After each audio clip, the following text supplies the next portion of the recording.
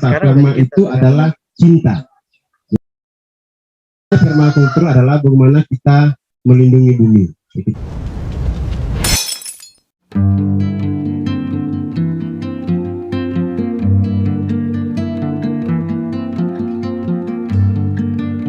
Sobat Tani, tidak perlu berlama-lama lagi, kita langsung bertanya-tanya kepada Pak Afrofam tentang judul tema yang kita ambil pada hari ini, permakultur dalam beternak ayam KUB. Ini merupakan, bagi saya ini istilah baru, biasanya saya tahu agrikultur, hortikultur, seperti itu ya Pak. Nah, saya tuh penasaran, apa ini permakultur? Baik, silakan kepada Pak Afro, kami silakan. Terima kasih Ibu, Sobat Tani di seluruh Nusantara. Semangat pagi buat kita semua. Jadi tema dari BOC kita kali ini di edisi 163 adalah permakultur dalam beternak ayam KUB ala P4S Afrofam. Jadi konsep sederhananya permakultur adalah bagaimana kita melindungi bumi. Kita melindungi bumi. Jadi itu diperkenalkan pada tahun 1978. Jadi sudah 44 tahun yang lalu. Nah, dari prinsip itu bahwa kami mengambil untuk bagaimana kita mencoba merawat bumi. Jadi permakultur itu kalau kita ditranslate secara umum, maka pertanian permanen sebenarnya. Tapi kalau kita mencoba mengkonversi ke bahasa Sanskerta, perma itu adalah cinta. Jadi bahasa Sanskerta perma itu cinta. Jadi bagaimana kita mencintai bumi. Jadi ada 3 etika permakultur itu adalah bagaimana kita peduli, bagaimana kita peduli dengan manusia, dan bagaimana kita mengontrol keseimbangan. Jadi kita jangan terlalu ambil terlalu banyak. Nah, kita ambil sesuai dengan kebutuhan. Nah, dari sisi ini, kenapa permakultur itu menjadi isu menarik yang kami coba terapkan, kami mencoba mendesain model adalah pada titik sekarang kan kita selalu teriak nih, angkat pupuk, apa perubahan iklim. Nah, di situ karena kita terlalu banyak mengambil dari bumi, dari tanah ini, dan lupa mengembalikan. Jadi prinsip permakultur adalah ya kita sudah ambil, kita punya tugas mengembalikan. Nah, ini menjadi model kecil yang kami terapkan, dan paling tidak bahwa walaupun ini pada saat itu kita akan mengekspansikan ke masyarakat, mengedukasi ke masyarakat bahwa alam itu perlu dirawat. Jadi kita harus berdamai. Kadang-kadang kan kita berpikir bahwa alam ini tidak bersahabat dengan kita. Nah, salah satu sisi untuk membangun keseimbangan adalah kita berdamai. Jadi gaya beternak permakultur untuk ayam KUB di sini adalah sederhana ini. Di situ pasti ada kita melihat bagaimana permakultur itu bisa diterapkan di ayam KUB. Nah, ayam KUB itu kan ya kalau pada fase awal, fase starter, fase awal itu kan pasti kita pendekatan kita tambahkan sedikit teknologi nih. Orang tua kita dulu, ayam kampung itu pasti dikenal di mana-mana nih di Nusantara semua orang. Bahkan saya belum lahir pun itu orang tua kita sudah beternak ayam kampung. Tapi bagaimana menjadikan ayam kampung sebagai sebuah bisnis? Nah, seperti di profil kami tadi nih, contoh kecil ya, butuh beras sekilo kan tidak mungkin kita bawa kambing atau babi sapi ke pasar. Bawaan yang paling gampang adalah produk dari unggas itu, atau yang paling kami di sini ayam KUB dan produk telurnya. Nah, dari sisi itu adalah kami mencoba, kalau dari DOC kita pelihara intensif nih, jadi kita tambahkan sedikit teknologi. Ya, dulu ayamnya mengeram sendiri, sekarang kita tambahkan dengan mesin tetas. Ayamnya itu ketika menetas itu dibiarkan dengan induknya, kita kasih lagi tambahan sumber pemanas energi. Jadi panas yang kita berikan dengan namanya sistem peternakan itu istilahnya brooding, induk buatan. Jadi induknya dibiarkan. Nah, kalau dua teknologi itu sudah dimanfaatkan, maka akan menghemat waktu energi nih. Waktu dan energi kita. Jadi prinsipnya gini, orang tua kita kadang kan selalu mengeluh gini, wah ayam saya menetasnya 10 ekor, tapi pas mau panen mau jual cuma tinggal 2 ekor nih, karena lebih banyak alam yang ambil. Nah, jadi prinsip bahwa kami hanya menambahkan sedikit teknologi di pada saat usia mencapai 2 bulan. Nah, itu kami mulai bagaimana berpikir dia akan mencari dan menemukan sendiri. Jadi lingkungan yang kami siapkan. Jadi mungkin sekarang lagi tren penjara maggot. Nah, karena lingkungan itu kami coba menyiapkan, mungkin ada rayap, ada apa. Jadi sampah organiknya itu kami manfaatkan. Jadi tema itu adalah isi tadi itu. Kami menyiapkan lingkungan, jadi ayam itu menjadi pembajak kecil, pembajak mini. Nah, Kalau pertanian itu kan kadang-kadang saya selalu bilang gini, hama belalang.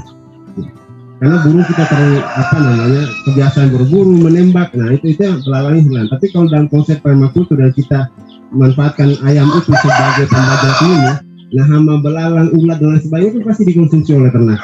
Nah itu model itu limbah ternaknya juga bisa dimanfaatkan, sehingga fungsi ini utama adalah kita menambahkan.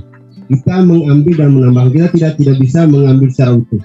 Nanti kita akan lupa bahwa generasi yang kita lahirkan hari ini 5-10 tahun ke depan kan yang dikonsumsi adalah zat kimia. Jadi dalam tanda kutip bahwa yang dikonsumsi itu makanan, tapi kekosongan nutrisi. Yang paling penting itu, yang konsumsi kan nutrisinya, bukan makanannya. Jadi dari sisi bibit itu ternak ayam Kobe seperti yang dijelaskan tadi, ayam kampung unggul Balik Bangtan diperkenalkan diseleksi dari Badan Penelitian Pertanian punya BPTP di Bintas Kementerian Pertanian.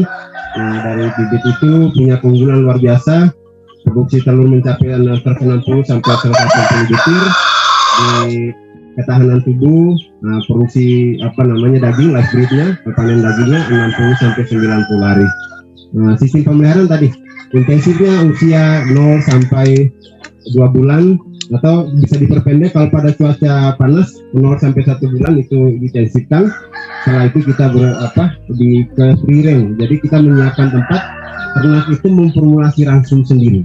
Jadi izin mungkin teman-teman akademisi, peneliti praktisi bahwa kami di sini mencoba untuk ternak kami menyiapkan dan ternak memformulasi, karena kita berpikir bagaimana kita mengedukasi masyarakat kapan dia tanam jagung, kapan dia akan beli jagung, beli dedak, dan dia memformula. Maka dari titik itu bahwa kebutuhan datanya kebutuhan untuk protein untuk ternak ayam kampung contohnya 16%. Nah, kalau sumber energi ada jagung nih, sumber protein apa yang ditambahkan, kami menyiapkan dan ternak akan memformulasi sendiri soal kebutuhan. Jadi jangan sampai kita produksi ayam kampung tapi rasanya ayam broiler. Untuk itu, jadi kami menyiapkan dan ternak memformulasi sendiri. Nah dari sisi adopsi pasti masyarakat lebih gampang mengadopsinya. Karena izin mungkin di teman-teman di provinsi lain pasti gampang melihat bahwa ini sederhana. Dan memang kalau di wilayah lain kita bicara bagaimana beli ayam kampung, teman-teman di daerah lain pasti bilang sederhana. Tapi di NTT itu sesuatu bagi mereka bahwa satu yang sangat sulit karena tingkat adopsi. Jadi contoh gini, kita bangun kandang ukuran 3x6, itu masyarakat datang lihat kandangnya itu hanya berpikir berapa investasi saya buang. Tapi kalau dengan model yang aplikatif sederhana mungkin nilai adopsinya sangat tinggi. Jadi izin karena memang kita selalu gerilya advokasi dan melakukan riset dan beberapa kegiatan, nah kita menemukan itu bahwa kalau untuk daerah lain saya berkata salah, tapi untuk NTT bahwa tingkat adopsinya itu yang perlu kita mencoba mendesainnya seminimalis mungkin, seaplikatif mungkin sehingga bisa diadopsi. Mungkin itu. Tadi kalau di penjelasan Bapak itu lebih ke permakultur itu lebih peduli lingkungan, peduli manusia dan keseimbangannya ya Pak.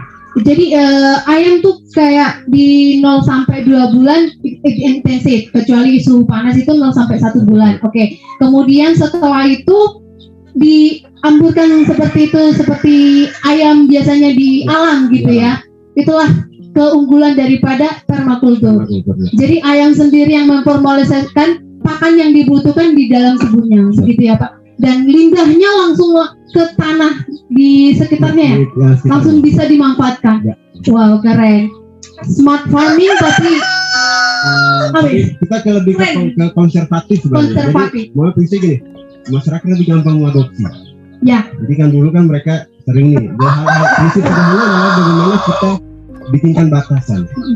Karena dulu contoh gini, ayamnya saya, tapi tetangga yang kasih makan, saya yang bawa ke pasar untuk jual. Iya benar. Pagi turun dari pohon, tetangga kasih makan nih, malam kembali ke pohon yang sama. Jadi maksudnya bahwa kita bikin batasan, sehingga masyarakat ternyata kalau ayam kampung dibikinkan sesederhana mungkin, tetap ada batasan, pula nilai ekonominya ke situ.